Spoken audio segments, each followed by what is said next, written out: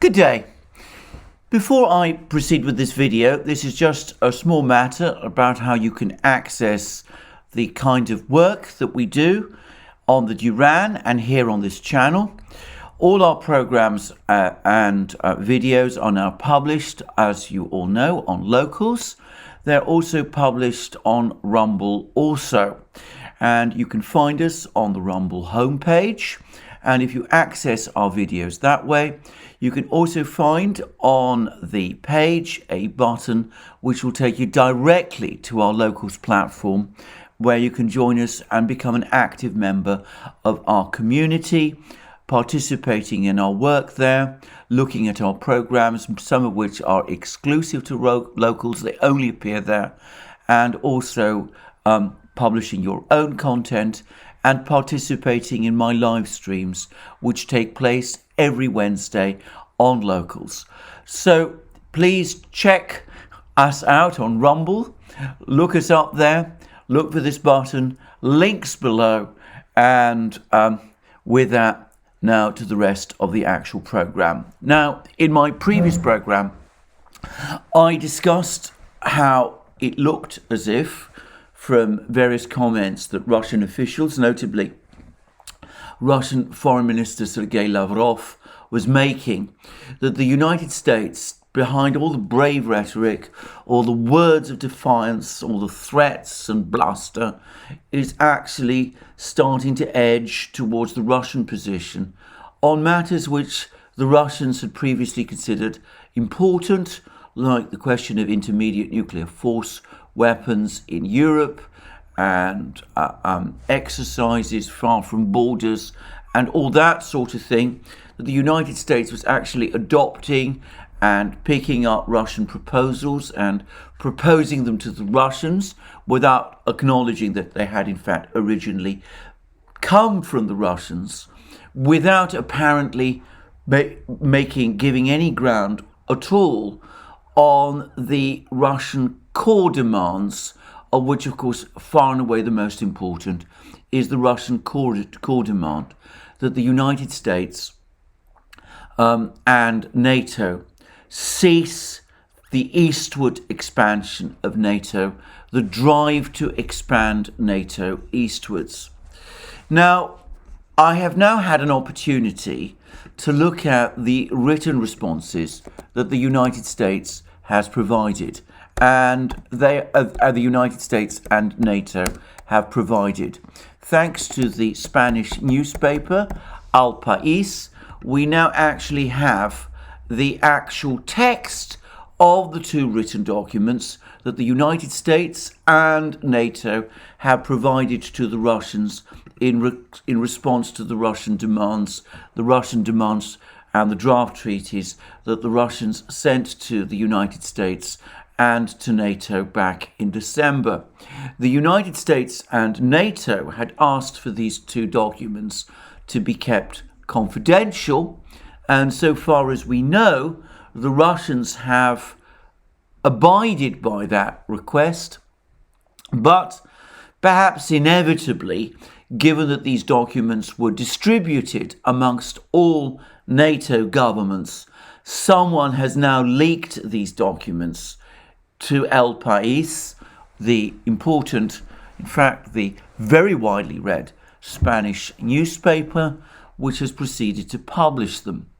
And I've now had an opportunity to read these documents, and I'm going to make certain observations about them. But briefly, the American concessions to the Russians go far beyond what I had imagined in my previous program.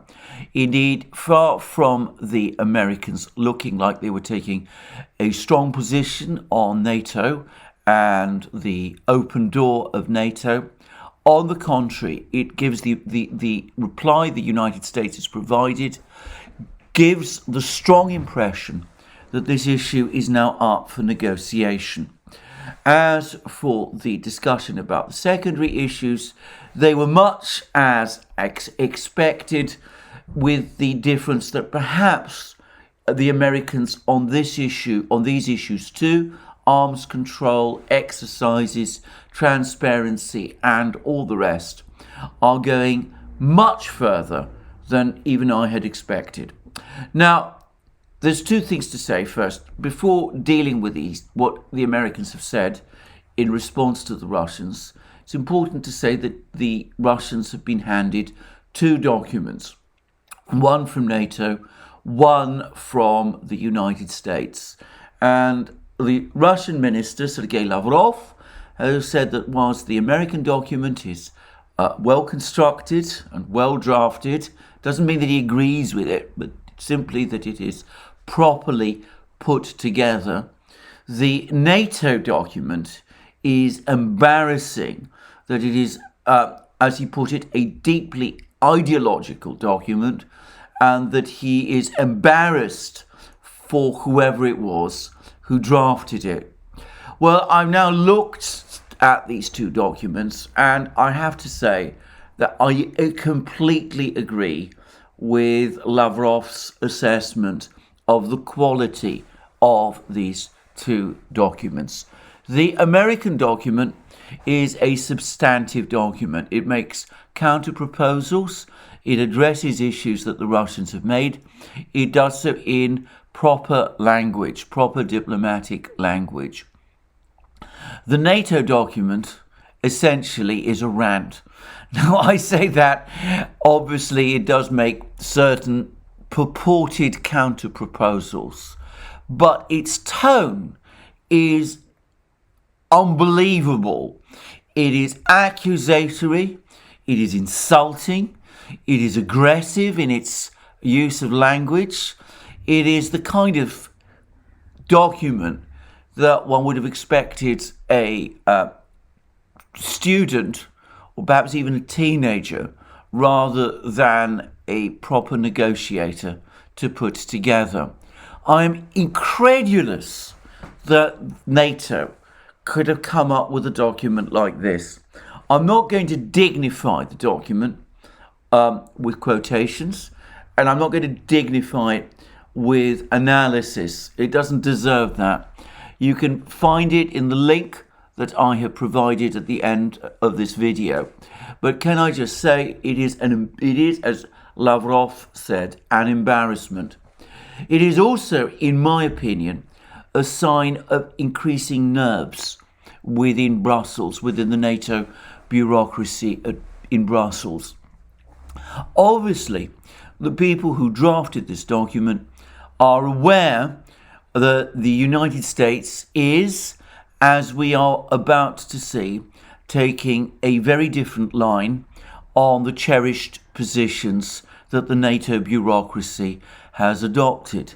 This line is summed up by Jens Stoltenberg, NATO Secretary General's words, that the Russians have no right and no veto over NATO expansion, no right to question NATO expansion, no right to have an opinion about NATO expansion, no right of veto over NATO expansion.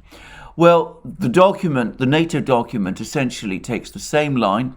To be frank, I wonder whether it's Stoltenberg himself who may have drafted it. It has the kind of flavour of the semi-demented language that he has been using over the last couple of weeks. But regardless, its strident and belligerent and insulting tone suggests to me that the NATO bureaucracy, headed by Stoltenberg, is starting to worry that the Americans are wobbling, that the Americans are in fact looking at this issue and are starting to say, well, actually, we are prepared to talk about NATO's open door, even though we're not prepared to admit to that at the moment. And negotiations on this issue, which the NATO bureaucrats have made almost a sacred issue, that those negotiations are perhaps not going to occur immediately, but they're starting to loom over the horizon. With those words, I am going to say nothing more about the NATO document. As I said, it doesn't deserve it, but I will turn to the far more substantive American document. and it is the introductory words to this document that is the kernel of this document. And I'm going to read the introduction in full, and I'm also going to touch on the conclusion. Now, before I do that, just to say that it is entitled Non-Paper Confidential REL Russia, presumably confidential. It's non-paper presumably means that it's not intended as any kind of treaty, but it's intended to be confidential. And REL presumably means relations, Russia. So it's a non-paper. It's a non-paper paper, which is supposed to be confidential, setting out talking points communicated to the Russians about relations with them. And the subtitle is Areas of Engagement to Improve Security. And the introduction reads as follows. The United States is prepared to work toward reaching an understanding with Russia, along with our transatlantic allies and partners, on security issues of interest. We are ready to consider arrangements or agreements with Russia on issues of bilateral concern, to include written signed instruments to address our respective security concerns. Now, let me first of all pause there and draw attention to the fact that the Americans are accepting the need for written signed instruments. In other words, treaties, written agreements, anyway, something more substantial than verbal promises. Perhaps not legally binding. The words are not there. Those words are not there. Legally binding is not there. But it is, anyway, an indication that something somewhat more substantial than just verbal assurances is now being offered.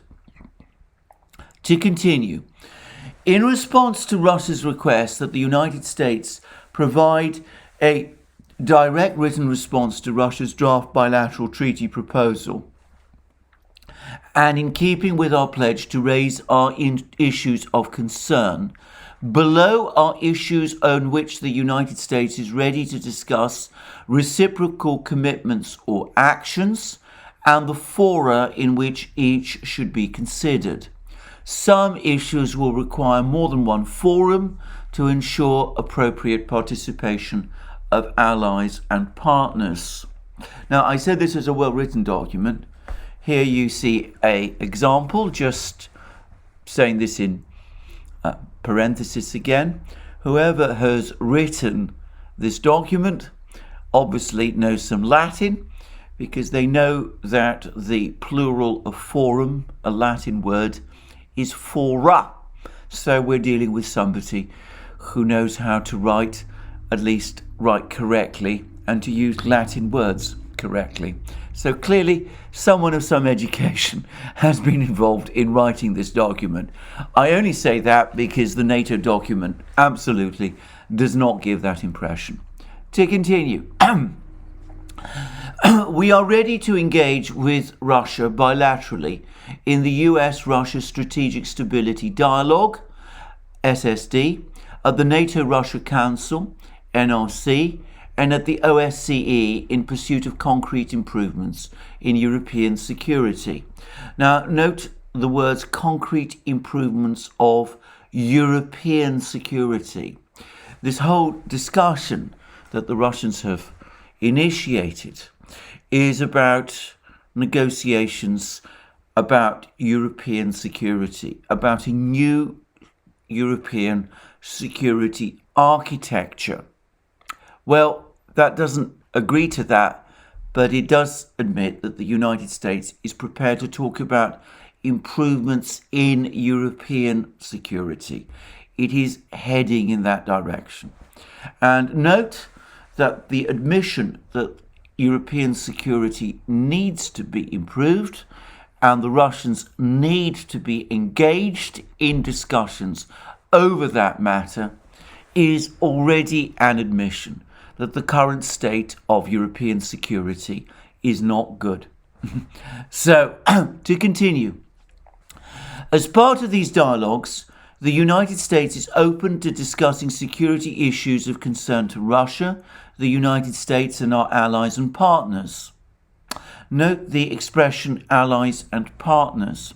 In other words, some countries which are not members of NATO are partners along with the allies, and it looks as if that might be a permanent situation.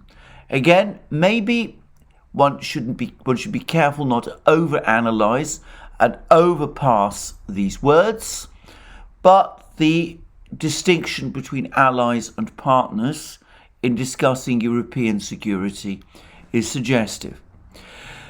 Issues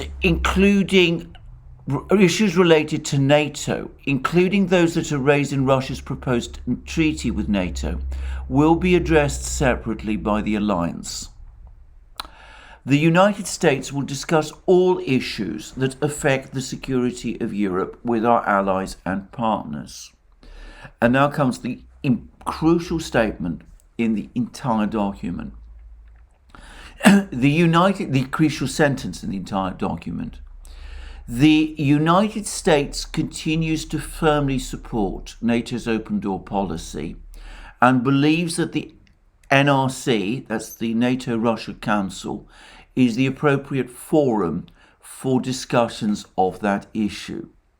Now, this sentence requires very careful parsing because on its face, it conveys the impression that the United States is refusing all negotiations about NATO's open door policy. However, when this sentence is parsed carefully, it is clear that it does no such thing. Moreover, this sentence is extremely carefully constructed. I've already pointed out that the person who has drafted this document is clearly extremely educated and knows how to use words correctly. He or she knows that the plural of forum is fora. So this person, whoever he or she is, has also drafted this sentence extremely carefully, and it should be read carefully.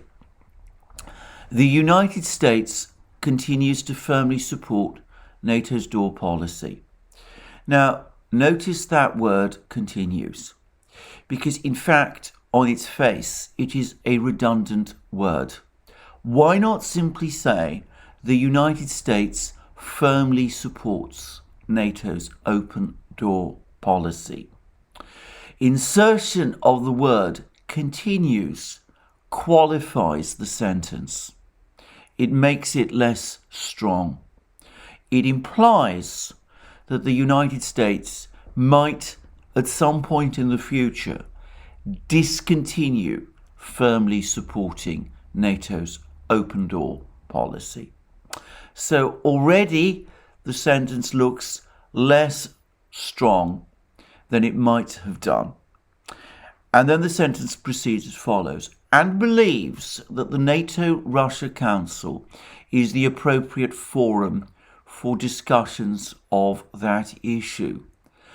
Discussions of that issue. So not only does the United States leave open the possibility that one day it might not continue to firmly support NATO's open door policy, it accepts that NATO's open door policy is an issue for discussion. So already we're moving away from a position where the United States is slamming the door, is saying that NATO's open door policy is sacrosanct, it can't be negotiated or bargained about. It accepts that it can be bargained about, and it accepts implicitly that the policy can in future be changed, or perhaps more precisely, that the American stance on this policy might in future be changed. Note something else. The sentence says the following: the United States believes that the NATO-Russia Council is the appropriate forum for discussions of that issue. Note the word believes, because, of course, alongside this document, there's been that ferocious, embarrassing document from NATO, which, to all intents and purposes, shows no willingness to compromise on this issue, or indeed any other substantive issue, with the Russians at all. So if discussions are confined to the NATO-Russia Council, if in effect they are run by the NATO bureaucracy, then judging from the NATO document, they will get nowhere. However, though the United States thinks or believes that this issue of NATO's open door policy should be discussed via NATO, it only believes it. That means it could be persuaded otherwise. It might, at some future point, change its beliefs. Again, it's always important to look at words that have been inserted and which are, in and of themselves, perhaps not necessary for a sentence if it is to have the same meaning as it is apparently intended to have. Why not simply say the NATO-Russia Council is the appropriate forum for discussions, and simply leave out the word believes? The fact that the word believes is there, again, qualifies the sentence and suggests that this idea, that this issue can only be discussed at the NATO-Russia Council and not bilaterally between the United States and Russia, that might at some point in the future change. So we can already see that there is a significant shift in position. This is far from being the categorical rejection of the Russian position which we've been led to believe. And then we go on with the various next paragraph, and I'm going to read it in full. The United States enters this process in good faith and with the goal of improving Euro-Atlantic security. Now, again, this is an extremely carefully drafted document, and the talk about with the goal of improving Euro-Atlantic security is a reference. It references Article 10 of the Washington Treaty of 1949, which is NATO's founding document. And Article 10 of that treaty is the article which allows for NATO expansion. And this is what Article 10 actually says. The parties, that's to say the various countries that signed the Washington Treaty, the countries that make up NATO, the parties may, by unanimous agreement, invite any other European state in a position to further the principles of this treaty and to contribute to the security of the North Atlantic area to accede to this treaty. Now, these are extremely important words because anybody who reads Article 10 properly can see that there is actually no open door referenced in it. There is no suggestion in Article 10 that any country may join NATO. There's not even a right, in fact, to apply for membership of NATO. This is a complete misunderstanding. Of course, any country can apply to NATO for membership, but there is no procedure to do so. The decision to expand NATO, to invite new members, is made by the members of the alliance themselves. All of them, every one of them, must agree.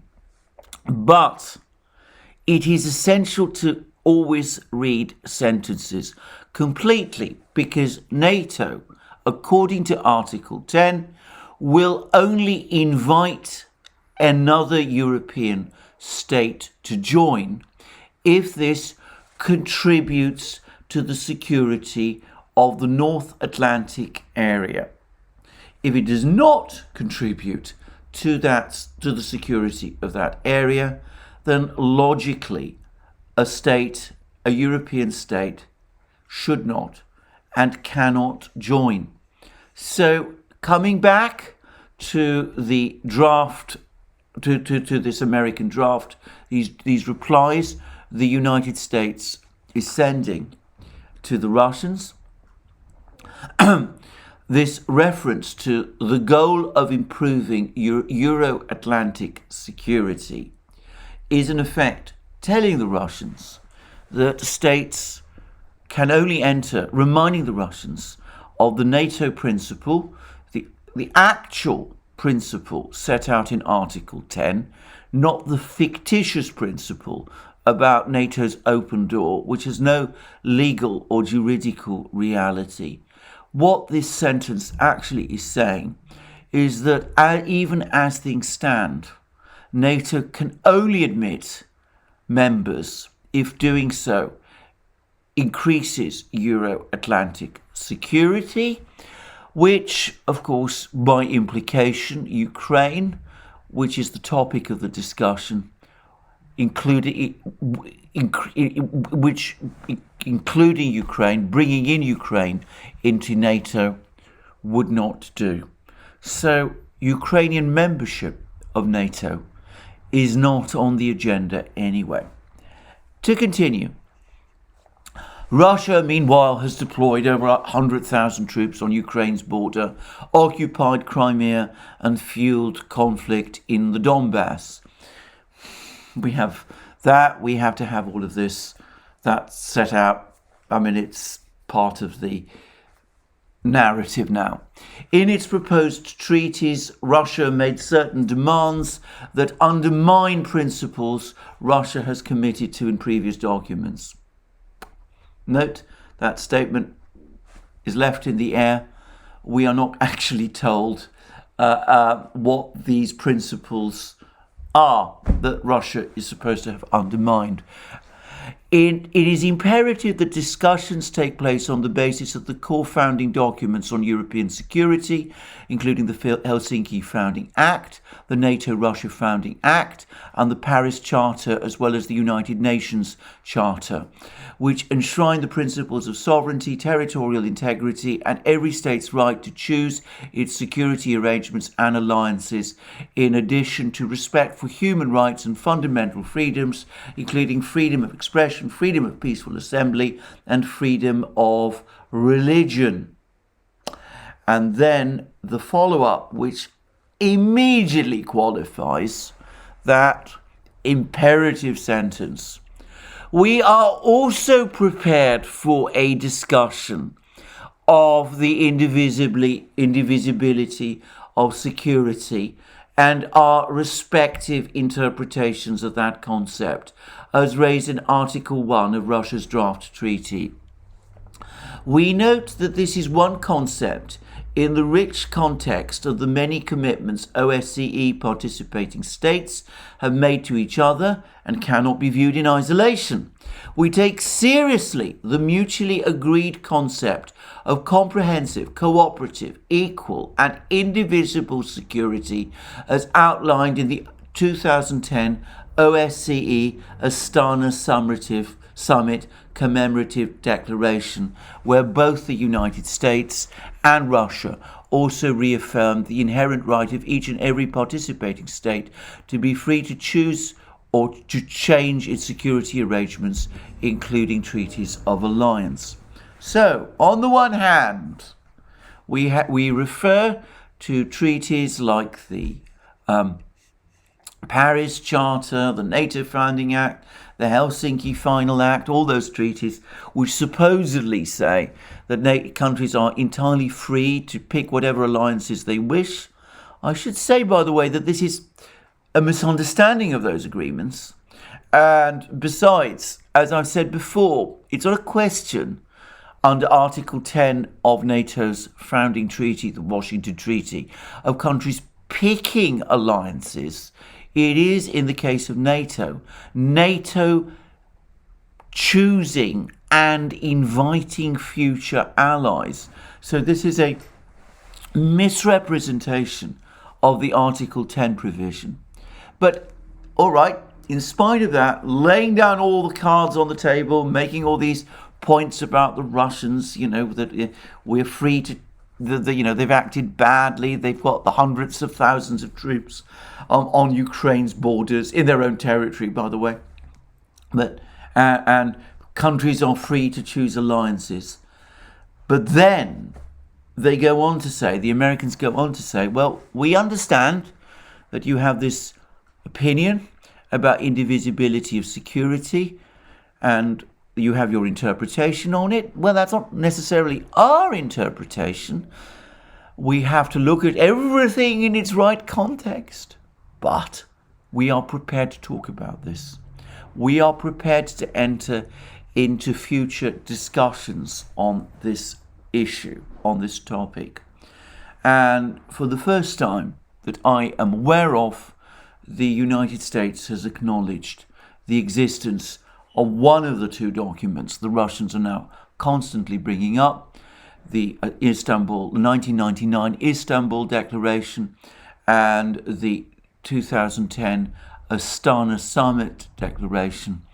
They're referring to the later one of those, the 2010 Astana Declaration. So there we go. So discussions on indivisible security as well. And then the comment goes on further to say, throughout this process, the United States will not deviate from our values or obligations under international law or internationally accepted principles. This bit about not deviating from our values has now become the mantra of the Biden administration. It's one that Blinken continuously trots out. It is, as far as the Russians are concerned, and the Chinese and all sorts of other people, an absolute nuisance. It makes negotiations with the United States incredibly difficult. And of course, it's, in a sense, a US get out of jail card, because it means that the United States can always walk away, or gives itself always the right to walk away from any discussion, and in effect to walk away from any agreement that it has previously made, or any promise that it has previously made, on the basis that sticking by that deviates from its values. This is an extremely annoying point that the US continuously makes, and we will see how important it does become in any future discussions. And then it goes on to say, the United States, along with our partners, allies and partners, notice that expression again, will continue to raise additional concerns about Russian activities that affect security in the Euro-Atlantic area. So, on the face of it, something which a casual reader, and of course most people who aren't in the habit of parsing documents, would say is an emphatic, categorical, blunt rejection of Russian demands. In fact, it's a paragraph, or rather an introduction, that says, well, we're sticking by the open door for the moment, but we might not forever. That's something we might want to discuss. We think it should be discussed with NATO, but, we're willing to listen to you, and you can persuade us otherwise. Maybe it's something we should discuss with each other and not through NATO. And yes, we believe everybody has the right to choose alliances, but yes, we do understand that you have a different point of view, and you're bringing up this issue of indivisible security.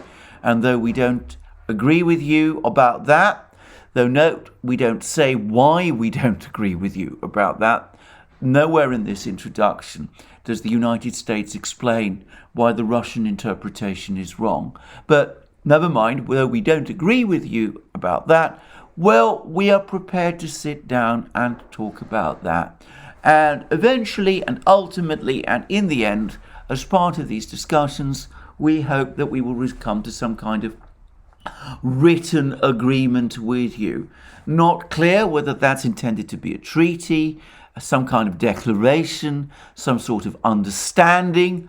Maybe realistically a treaty is simply beyond our scope because the chances of it being voted through by the Senate are non-existent. But perhaps, just possibly, it could be given some kind of legal force, for example, if it is embodied in a UN Security Council resolution. But we'll just have to wait and see, because all that's far away and in the future. So that's the introductory paragraph. Then there is a big chunk of proposals about the sort of things that could be discussed, the so-called secondary issues. I'm going to come to that later, because I'm going to go now straight to the conclusion, which then goes on to say the following. Along with our allies and partners, the United States supports efforts to improve the security of the Euro-Atlantic area and believes a dialogue on matters of concern has the potential to produce meaningful outcomes. So, we're prepared to negotiate with you constructively. We think that we might be able to reach an agreement with you. We understand your concerns. We've indicated to you, even if we've done so in a very roundabout way, that we might actually be willing to move towards you on our your core concerns. But we're not prepared to do that for the moment. But, we're prepared to negotiate. We're willing to negotiate in good faith. Such dialogue must take place within the appropriate formats. Notice here formats instead of fora. Maybe a different person is writing this conclusion, including ODYSEE and the NATO-Russia Council, and must uphold the foundational principle of European security embodied in foundational documents, such as the Helsinki Final Act. An act, by the way, that the United States has violated in multiple ways, but I'm not going to get into that discussion at the moment. It is the position of the United States government that progress can only be achieved on these issues in an environment of de-escalation with respect to Russia's threatening actions towards Ukraine. Now, the Americans have been harping on about these 100,000 troops on Ukraine's border. What they're basically telling the Russians is, please, please, please, pull some of those troops back, or at least say you are, even if they're not really there, so that we can actually save face and get down and talk to you. The Russians, of course, are not going to do that, because as far as the Russians are concerned, it is either keeping those troops there or going along with the fiction that they are there, which has brought the Americans to talks in the first place. So this is a good example of how either a narrative about troops has run out of control, so that the US is now faced with the need to come to some kind of discussions with the Russians in order to de-escalate, or in the alternatively, the presence of those troops has brought the United States to the negotiating table. Note that all of this has happened without the Russians making a single threat that they're going to invade Ukraine, and with the Russians not having moved a single tank close to Ukraine's border, let alone across it. So that, an important demonstration of power, and perhaps a lesson, not just to Russia, but to the whole world, that if you want to get the Americans to sit down and negotiate with you substantively, the way you do it is by putting a metaphorical loaded gun on the table. But anyway, let's go back now briefly and cover all those other secondary issues that the United States says it's happy to talk about. And here I'm going to just skim through them because I'm not prepared to make any particular observations about them. There's talk about the force posture in Ukraine. The United States is willing to talk about the presence of missiles in Ukraine and such things. But it does want the Russians to make all kinds of concessions which the Russians absolutely will not make, including about the extent of their forces in Crimea. But we shouldn't read too much into all of this. The United States is prepared to make concessions, or at least reach agreements with the Russians about force deployments in Ukraine. It's prepared to reach agreements with the Russians on military exercises, on military maneuvers, on intermediate and shorter range ground-launched missiles. The INF Treaty that the United States walked out of, the United States is prepared to renegotiate and recommit to, that they're prepared to talk about the general US-NATO force posture, the forces in Eastern Europe and all the rest, though they want reciprocal moves from the Russians, reciprocal moves that the Russians very probably won't agree to make, but that's another story. They're prepared to allow Russian inspectors to look at the anti-ballistic missile facilities, the Aegis Ashore facilities in Poland and Romania, so that the Russians can check that no Tomahawk cruise missiles are deployed there. Now, that's a big concession, though not one that the Russians are going to be particularly impressed by, because, of course, in a period of tension, the Americans can send the inspectors away and then deploy cruise missiles to these particular launchers. But anyway, it is a concession, one that the United States has up to now resisted. And then, of course, offers for discussions on strategic arms limitation and the rest. As I said, the United States has not really given any very big substantial ground on these secondary issues. It's made some concessions that reflect closely earlier Russian demands, but it's prepared to talk about these and is prepared to come to some kind of general agreements over them. But as the Russians have said, it is sorting out the conceptual architecture that is important. And if you pass this document carefully, and as I've said, it's extremely carefully drafted, it does seem to leave open the possibility for negotiations on Russia's core demands, the most important of which, of course, is the eastward expansion of NATO.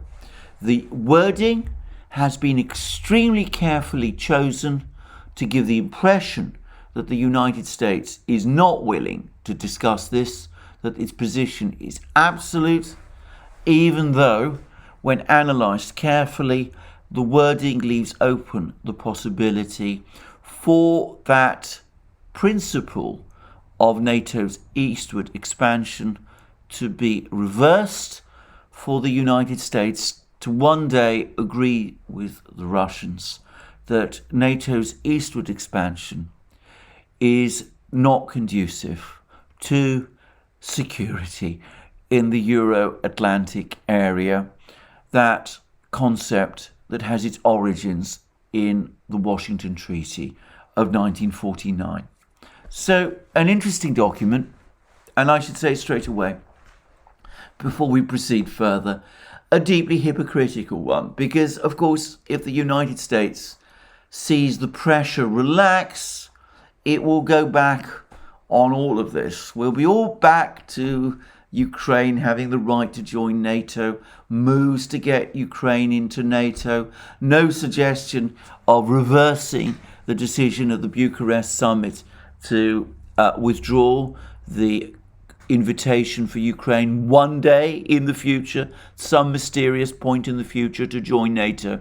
None of that. So all that's been said in this document can be easily walked back. It's not in any way any kind of commitment. In fact, it goes out of its way to say that it's not any sort of commitment that the Americans are making. And of course, it's all been done very much under pressure.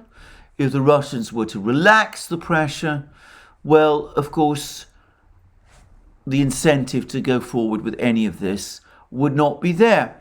And it was a deeply hypocritical document in another way, because, of course, though it talks about willingness, it indicates, it signals a certain willingness to talk about the issue of NATO's eastward expansion. It wants this all to be discussed within a NATO context, which, of course, the United States knows perfectly well would mean that negotiations on that issue would then get nowhere, because it is inconceivable that the NATO bureaucracy would ever concede on that issue. But there again, even on that issue, the Americans are showing more flexibility than this document pretends. And then it's hypocritical in another way, because, of course, bringing up all these secondary issues, talking about all of these important questions that the United States is prepared to talk to the Russians about, arms control, force postures, all those things. Well, all of that, of course, is intended to submerge the whole discussion about NATO's eastward expansion into a multiplicity of discussions, discussions about other issues, what the Russians call the secondary issues, which do not look at and do not address the substantive discussions on what the Russians call the political architecture, the conceptual architecture, which is this principle of NATO giving up on its eastward expansion. So, as I said, a deeply hypocritical document, one that should not be taken too seriously, but one which does signal that the United States is now retreating from the absolutist positions it has taken up to now. The Russians will see this document as a signal of US retreat. They will say to themselves, we've got the Biden administration on the run. They've not yet raised the white flag. What we need to do now is to keep up the pressure, to talk to the Europeans, to talk to the Germans. Their Chancellor, Olaf Scholz, is coming to Moscow soon. To Macron, he's coming to Moscow soon as well. We've got to keep up the pressure.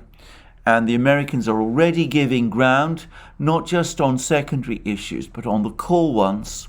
If we keep going, if we keep hammering away at this, if we take tough action, if we move our Poseidon Poseidon submarine drones closer to the US, if we send our nuclear-powered cruise missiles buzzing US and Western shores, if we deploy our fleet to mid-Atlantic, if we start making naval exercises in the Caribbean, if we start doing all of these sort of things, the US will fold. It's already buckled under the pressure. It doesn't really mean what it's saying in this document, but we're gaining ground on them. We're pushing them in the direction we want them to go. If we keep the pressure up, if we redouble, increase, intensify the pressure, if we do deals with our Chinese friends, if we make it increasingly clear that we have a powerful ally in China, eventually the United States, will pull up that white flag. It will accept all of our core demands. It might do so in all kinds of complicated ways. It's quite likely that rather than a bilateral treaty, which the United States might find difficult, there might be some kind of new comprehensive treaty, like the treaty, the conference, like the one that emerged out of the security conference that took place in Helsinki back in 1975.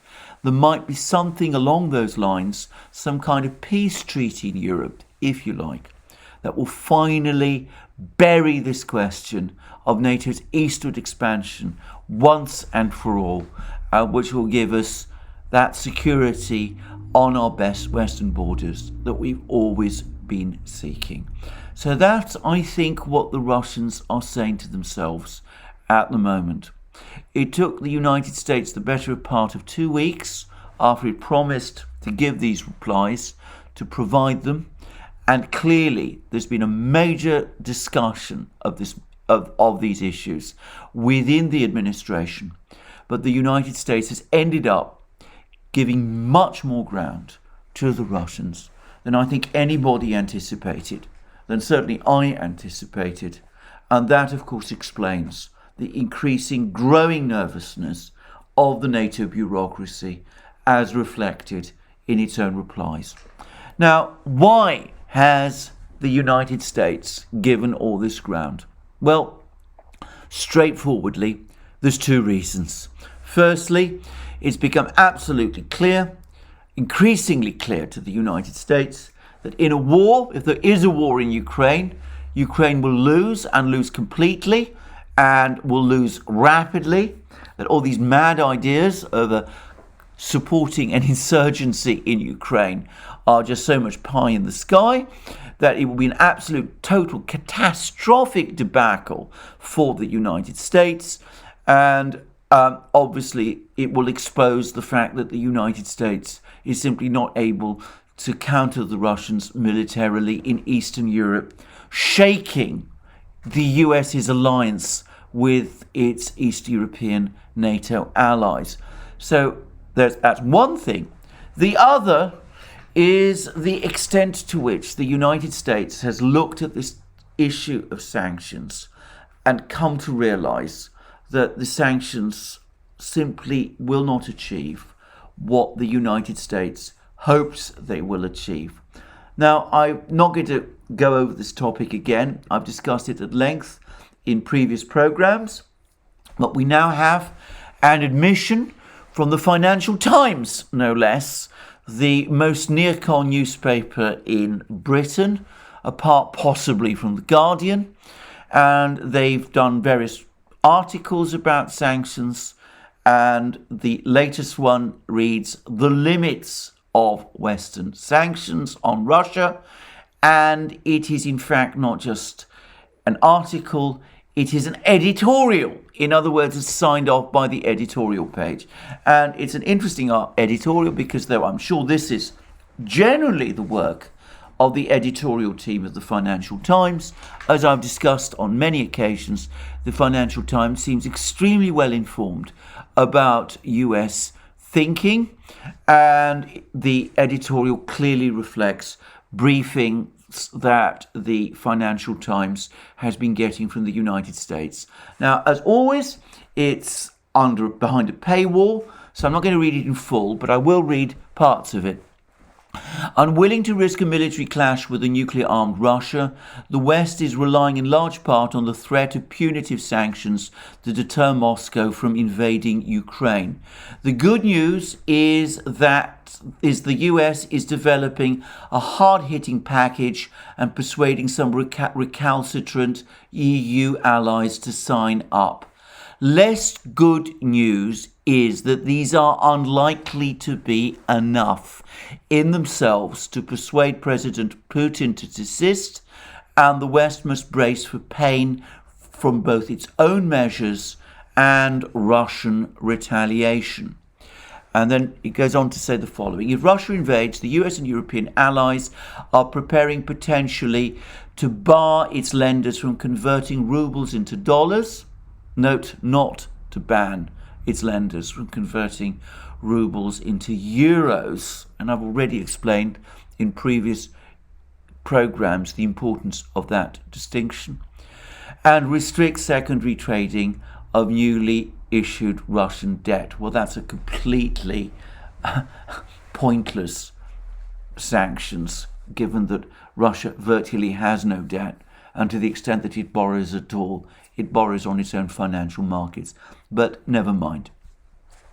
While agreement to bar Russia from SWIFT, the interbank payments system, seems elusive, an admission, by the way, it's not going to happen, other planned steps could do significant damage to its banks and financial systems. Washington is also touting blocking exports of some sensitive technologies containing US components to Russia, hitting its arms and aviation industries and even some consumer products. Well, the latter point, by the way, has been rowed back. It's apparently not going to affect consumer products. Access to Western technology and capital could be barred for new Russian energy projects. Not a problem. Russians finance them themselves, and they're getting lots of funding now, financing from China and from India too. So that's not going to intimidate the Russians in the slightest. The Nord Stream 2 gas pipeline to Germany seems increasingly likely to be halted. Washington is threatening to sanction tycoons and officials close to Putin, going after their mansions and bank accounts in the West. Why that should concern Putin, I can't conceivably imagine. It has prodded the UK, whose support is vital given London's role as a hub to Russian money, to prepare similar steps. Okay, that's what the Financial Times tells us all these sanctions are going to be. But now comes the massive caveat. Russia has, however, proved itself rather well since the West took measures over its 2014 aggression against Ukraine.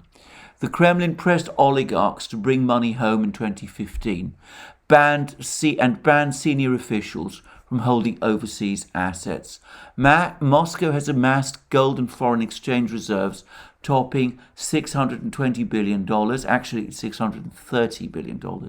Only 1/6 are now in dollars. Surplus oil and gas revenues have been hoarded in a $190 billion national wealth fund. Government debt is just 20% of GDP. Moscow also has non-military ways to hit back and has strengthened the leverage it exerts through Europe's reliance on Russia for 40% of its natural gas. By holding back from selling extra spot gas in the recent supply squeeze, Russia has helped to push European gas storage down to less than 40% of capacity, the lowest ever at this time of year. Liquefied natural gas from suppliers such as Qatar would be insufficient to make up for even partial supply restrictions by Russia. Moscow could also retaliate to Western steps by seizing foreign assets in Russia or restricting repatriation of profits. Well, there we go. So the sanctions are not going to work, and Western countries are not in any strong position. And the article finishes, Europe must turn talk of making itself less dependent on Russian energy into reality. Today's crisis may yet be diffused, but Western leaders can no longer be in any doubt over the nature of the Kremlin they're dealing with. So, we have no real alternative to Russian gas, but we must find this alternative to Russian gas, because if we don't, the Russians have us over a gas pipe, and that means that we're not really in a position to do all the bad things to them that we've been talking about doing. So it seems as if someone in the United States, the Pentagon, the Commerce Department, the Treasury Department, the Federal Reserve Board, most probably all of them, someone in Europe, Germany, France, Italy, the economic advisors of the EU Commission, probably all of them, have come together and they said, gosh, we really don't have options. What we've been saying on this program and on the Duran for the better part of 2 months now, West has no options in this matter. So we must talk with the Russians. We must try and avoid the situation spiraling out of control. We cannot afford a war in Ukraine. We have to talk to the Russians about the things that the Russians say they want to talk about. Sanctions would be a disaster for us, perhaps a greater disaster for us than they would be for the Russians. They would be a disaster for the world economy. At the UN Security Council, various member state countries came forward and made it very clear how unhappy they were with this whole situation. So we've got to sit down, we've got to talk to the Russians. They're far more powerful than we ever imagined they are. We've got to try and diffuse the situation in Ukraine. Maybe we should move forward with the Minsk agreement after all. And of course, inevitably and unavoidably, we've got to sit down with the Russians and talk with the Russians about all the issues that the Russians are concerned about. And yes, for the moment, we can't possibly concede to the Russians the point about stopping NATO's eastward expansion. That would be too humiliating. That would provoke a crisis which the Biden administration of the United States might not survive. So we can't concede that yet. But perhaps we might just get ourselves out of this mess by telling the Russians that we will concede it eventually. And perhaps the reality being what it is, one day we will concede it when we, Biden, Macron, Scholz, Johnson, all the rest, when all of us are gone and other people have taken over from us. They haven't made all the brave words, said all the brave words that we've said. They've not struck poses that we have, and maybe they'll do it for us. Well, there we are. I'm not going to continue further with this program. It's already lasted an hour, a rather heavy passing. But it does look to me as if the Russians are on the brink of achieving, if not quite perhaps a breakthrough, at least a significant advance towards what they want. Thank you for joining me for this program. I look forward to you joining me again, future programs here and on our main channel, the Duran, and on Locals and on our other platform. And have a very good day until then.